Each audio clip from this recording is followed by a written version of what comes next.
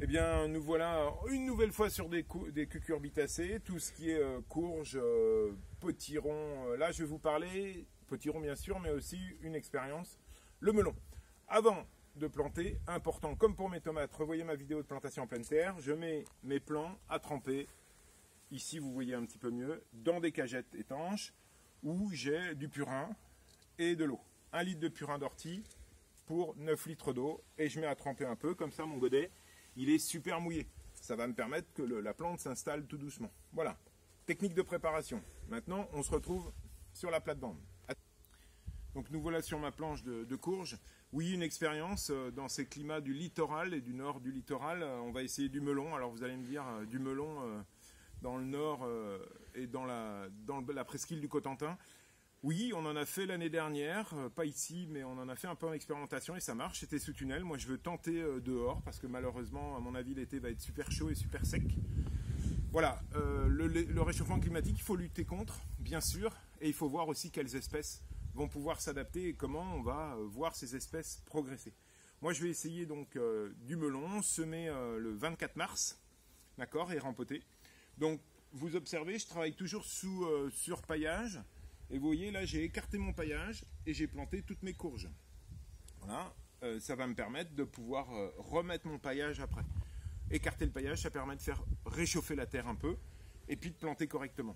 Donc, le melon, très simple, exactement la même technique. Alors, si, juste une chose, cette terre, elle est super meuble, c'est les vers de terre qui l'ont travaillée, on la respecte, on n'écrase pas la terre. Donc, vous voyez, une belle planche et ça permet de mettre la totalité de mon poids sur la planche et pas sur la terre. D'accord ? Donc, un trou, comme d'hab, hein. Vous voyez, toutes mes vidéos sont à peu près semblables par rapport à ça. Un petit peu d'or brun, on mélange. Alors, mon petit melon, il est là. Bien sûr, c'est des cultures qui aiment la chaleur, mais on taille à 2 feuilles. Vous voyez, première feuille, 2 feuilles, et je le décapite. Je vais avoir 2 pousses. Ces pousses-là, je les retaille. Elles vont repousser et je les retaille. Je vous expliquerai. On taille 2 fois, parce que chaque départ de la 3e taille va me donner un fruit. Plus vous taillez, plus vous aurez de fruits. Chez le melon, hein.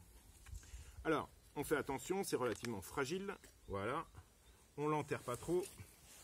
On prend la terre qui reste. Voilà. On ne compacte pas. On garde la petite étiquette du semis pour avoir l'historique de la culture. Voilà, elle est là. Voilà. Regardez, plein de vers de terre.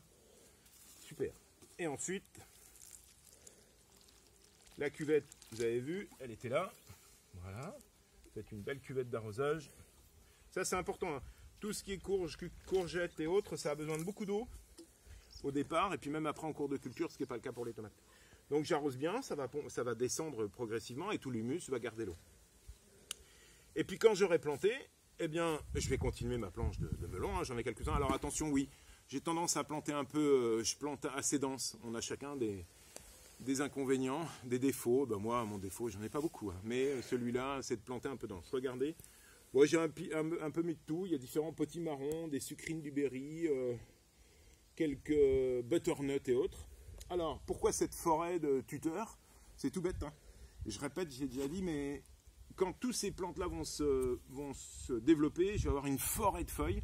Et quand j'arrose en été, il faut que je cible l'endroit où il y a le pied. Parce que quelquefois, ben, ça ne sert à rien d'arroser au milieu. Donc je laisse mes tuteurs pendant toute la culture et comme ça je sais où arroser. Voilà. Donc, plantation facile, d'accord? Et maintenant, bah, c'est très simple. Vous reprenez votre paillage que vous avez écarté avant, et puis bah, on repart. Alors celui-là, c'est un foin qui vient du poulailler. Voilà, délicatement, hein. Les tiges de cucurbitacées sont assez différentes. Voilà. Alors je ne vais pas vous faire toute ma planche, vous avez compris le système. Et on referme sa planche. Ok? Donc, pour ne pas travailler le sol, on met du paillage, on écarte le paillage, on plante, on arrose et on referme. Et après, il n'y a plus besoin de s'en occuper. Et ça se passe très bien. Voilà, allez, à bientôt pour notre récolte de potiron d'ici peu. Non, je plaisante. Septembre-octobre.